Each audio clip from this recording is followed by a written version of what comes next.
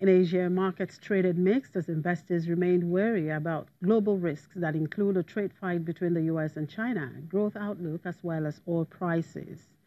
Japan's Nikkei 225 erased early losses of more than 0.7% to close fractionally higher at 22,269.88, while the Topix index slightly slipped to 1,671.95. In South Korea, the Kospi fell 5.65 points. Markets in Greater China were mostly positive. The Shanghai Composite rose 31.64 points, while the Shenzhen Composite added 33.55 points. In Hong Kong, the Hang Seng Index traded fractionally higher in the afternoon. In Australia, the ASX 200 erased earlier losses to rise 19.50 points. And in the U.S., stock index futures pointed to a negative open Monday morning amid a surge in benchmark crude prices.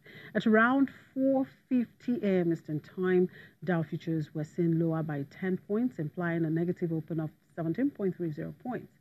S&P 500 and Nasdaq futures also pointed to a lower open on Monday. The session could see lower trading volumes as the bond markets are closed as the U.S. marks Veterans Day. On the earnings front, Acceptable is set to report before the bell. Meanwhile, Eventbrite and Focus Financial will report after the bell. No economic data are expected today. In the oil markets, prices jumped more than 1.5% after Saudi Arabia announced a supply cut for December, and other producers also weighed output cuts heading into 2019. And away from the markets and back here in Africa, South African mobile phone group Vodacom reported a 13.5% fall in half-year profit, weighed down by the issuance of new shares to meet the black ownership target under domestic affirmative action rules. Headline EPS, the main profit measure in South Africa, came in at 385 cents in the 6 months through the end of September, compared with 445 cents a year earlier.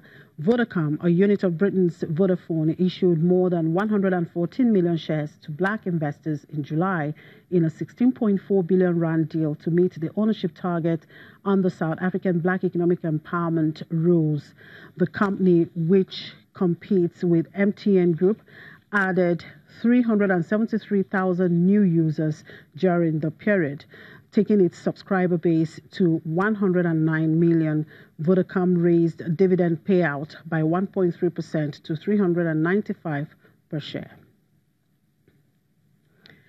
And African governments need to create an enabling government environment in order to attract more investments into the continent as rampant changes in policies continue to be a deterrent.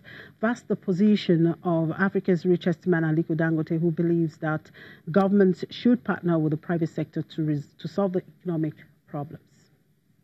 Working. I think a lot of things now, there is rule of law. Like what President Ramaphosa said, they don't really have that inconsistencies in government policies. And I think it is really good for governments and private sector to work together. Because what really discouraged people at the first was all these rampant changes of policies. And sometimes when government see that you are making money, they are going to change the goalpost and say, no, we don't want people making money. You're making too much. You're making too much. Well, I mean, there's something like making too much money. That's what government implies. Yeah, well, that's yes. But you see, when you look at it, at the end of the day, doesn't matter what kind of tax incentives and whatever they're given. At the end of the day, government owns more shares in the business in some countries because there are taxes, withholding tax. So the real money goes to the government, whereby you can only get money when you declare dividend. So whether you make money, you don't lose money, you are creating economic activities where government will charge you VAT or sales tax or whatever. So you are generating quite a lot of, so government, they need to understand it is good to make sure that they actually give that leveling, the environment, so that people can go and, invest heavily. I mean, for example, we actually believe, because why are we even investing in Africa? First of all, you look at it today, 6 out of 10, fast-growing economies are in Africa. Okay? And in the next 10 to 15 years, Africa offers more opportunity than any continent. Whether you like it or not, that's what it is. And then in Africa, if we try and just even industrialize, because when you look at it today, we're importing quite a lot. You know, some countries, they import almost whatever they consume. That is not sustainable. I mean, I don't want to mention names, but we do import quite a lot of countries they import, which shouldn't be the case. Because anytime when you import, you're actually importing poverty and creating jobs elsewhere. So even the what do you call it? Even the AFCTA will not work unless we produce our own goods. Yes. And that's why I'm very happy that South Africa insisted on minimum 80 to 85% of local content. And that's the only way that the AFCTA will work.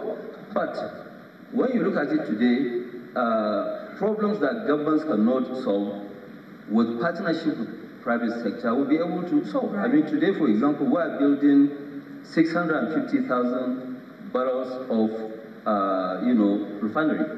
We are doing 1.3 million tons of polypropylene, polyethylene, which is petrochemical. We are building 3 million tons of fertilizer, which will be commissioned first quarter of next year. So you are talking about 16, and then gas pipeline of 500 kilometers, 2 of them coming from southern part of Nigeria to the west. And that will sort out the issues about all these gas, flaring, and coal. Why? Because when you look at it, according to McKinsey, 2025, the consumer spending will move to 2.1 trillion. Why should we go elsewhere? But Africans must understand, for us to industrialize Africa, we as Africans must lead. Aliko Dangote, President Dangote Group. The International Monetary Fund projects that Namibia's GDP will contract in 2018, pushing out its forecast for growth to next year when it sees support from strong mining production and a rebound in construction activities. Namibia's economy is forecast to contract 0.2% this year, down from a previous forecast of 1% growth due to a weak performance in the manufacturing and construction sectors. The diamond and uranium producers' economy contracted by 0.9% in 2017. Namibia's GDP has averaged 4.29% since independence in 1990. We'll take a break now. When we come back, President of the African Development Bank, Dr. Akinwumi Adesina, speaks more on attracting investment in Africa. To stay with us.